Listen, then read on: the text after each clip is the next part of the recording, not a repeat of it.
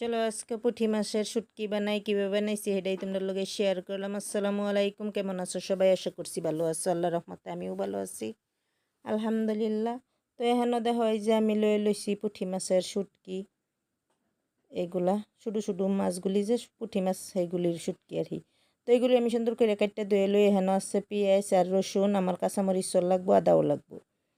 তো এগুলো আমি দইয়া সুন্দর করে লই লিতেছি। শুটকিগুলি দইয়া কাঁচামরিচ রসুন আদা পেঁয়াজ এগুলো আমি সুন্দর করে দইয়া লই লিছি। অঞ্চল গ্যাসের মধ্যে কড়াই রেখে দিছি, শুকনো একটা কড়াই সুন্দর করে দিয়া হাইরা এই যে শুটকিগুলি বাজা দেওয়া লইতেছি। হালকা আছে আমি বাজা দিম, একদম ডিমি আছে, যাতে মুসমুসা হয়ে বাজা হয়ে পড়ে আর সুন্দর করে কালারটাও চেঞ্জ হয়ে পড়ে।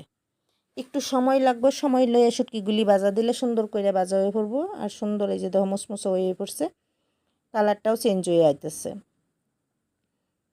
তো এগুলি যদি বেশি আছে মানে বাজার দেওয়াতে লালটে সাইটে আয় পড়বো, মানে লাল লাল হয়ে পড়বো আর তিতো লাগবো খাইতে।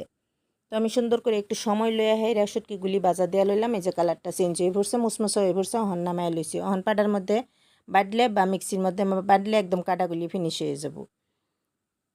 তখন সুন্দর করে এগুলি নামায় সেই লড়াটার মধ্যে মানে সেই কড়াইরে আমি লড়া কই আমরা, তো সেই লড়াটার মধ্যে আমি দিয়া দিলাম রসুন আর কাঁচামরিচ। আর কাঁচামরিচের এই আগটারে আমি কাটটা দিছি, মানে বাঙ্গা দিচ্ছি, নাহলে সিডে একদম ফুডে। তো আমি সুন্দর করে এগুলি দিয়ে একটু বাজা দেওয়া লইতেছি। রসুন আর কাঁচামরিচ আমি আগে বাজবাম, বেশি সময় একটু বাজা দেম। এই যে অল্প সময় বাজা দেওয়ার পরে প্রায় হয়ে পড়ছে বাজা দেওয়া। তো এর মধ্যে আমি আদা আর পেঁয়াজগুলি দিয়ে দিম। পেঁয়াজ আর আদা খুব কম বাজা দিউন লাগে, আমি এই শুটকি ভর্তাটার মধ্যে এইভাবে বানাই। তো আদা দিয়ে দিলাম, পেঁয়াজ দিয়ে দিলাম, দিয়ে হেরে সুন্দর করে একটু সময় বাজা দেম।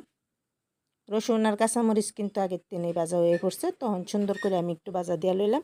মিক্সি জারের মধ্যে শুটকিগুলি দিয়ে দিলাম, একবার চলাই লইলাম যাতে কাটাগুলি একদম সুন্দর হয়ে ভাঙ্গা যায়। এই যে পাউডার হয়ে পড়ছে, পাউডার মধ্যে এইভাবে সুন্দর হয়ে ভাঙ্গা যায়, মানে পাউডার হয়ে পড়ে। তারপরে আমি যে দিয়ে দিলাম আদা রসুন শুটকি পেঁয়াজ এগুলি দিয়ে সুন্দর করে একটা পেস্ট বানাই লইছি।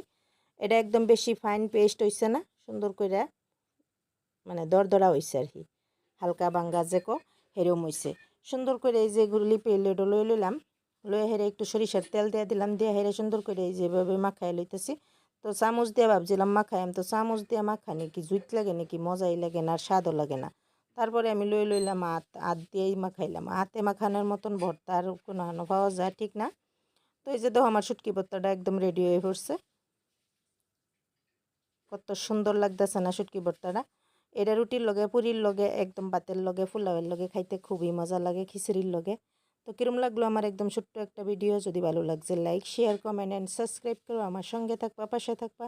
আজকের জন্য আল্লাহ হাফিজ, সুস্থ থাও ভালো থাও, আবার নতুন রেসিপি নিয়ে হাজির হয়ে যাই।